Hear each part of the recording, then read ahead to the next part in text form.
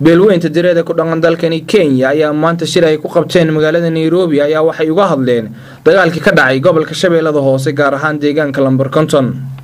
waxa ay ku dhaleeceyn dawladda federaalka Soomaaliya iyagoo sheegeen ciidamadii soo weeraray deegaankaasi ay ahaayeen kuwa dawladda federaalka ah isla markaana ay dadku ay u geysteen xasuuq baan waxaana cadeyn u ah in ay wateen hubkii gawaadhidii dawladda sida ay hadalka u dhigeen waxgaradkii beesha direed ka hadlay goobta nimankaas macruufka oo la yaqaano waxaan mooday hogaamiye kooxeedyadii in laga soo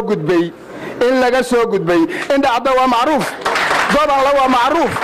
how it can be possible oo yiraahdo waxa qabsaday Lambar Konton wax lagu laayay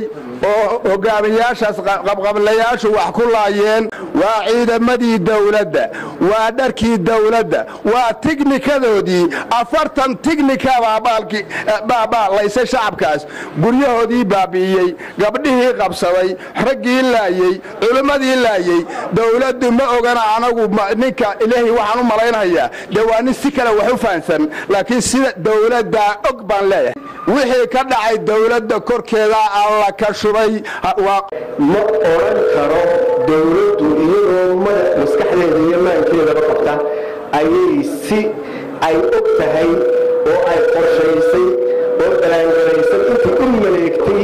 in shicibkii ay dawladda u ahayd ee soo doortay ay ciidan gelisay aan cadeyn haynin dambiga kuma eedayn karo xaaladda ninka la taagay ay tahay beel banaheeda raacato on weligeed horay u dulmin jirin dadka balse ayada dul lagu wadi in muddo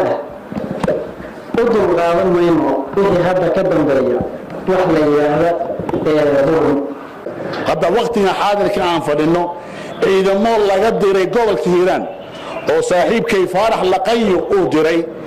oo ayaa dul taagan kabxan leeyahay oo kamida degmooyinka ay dadka beesha u dhalateen marka waxaan u sheegaynaa Faarax gudoomiye Faarax waxaan u sheegnaa ma ka codsanayna inuu si degdeg ah oo ciidanka dulmiga ku socda ee magacii dawladda huban inay ka baxaan inta ka bacdi idinka arintii dhameeyay ragii ayaa dhameeyay adiguna waxaan ahay suldaanka gobolmar hadaan ahay anigu dawladda ku talaabsan maayo cid kale ku talaabsan maayo idinka dhameeyay laakiin waxaan ku talaabsanayaa hadii aanu nahay bahweynta maanta direed aan suldaankoodii ahay shicibkii ka hadlay annagu waan ku raacsanay Abdi Ibrahim Al Dheere Home Cable TV magaalada Nairobi.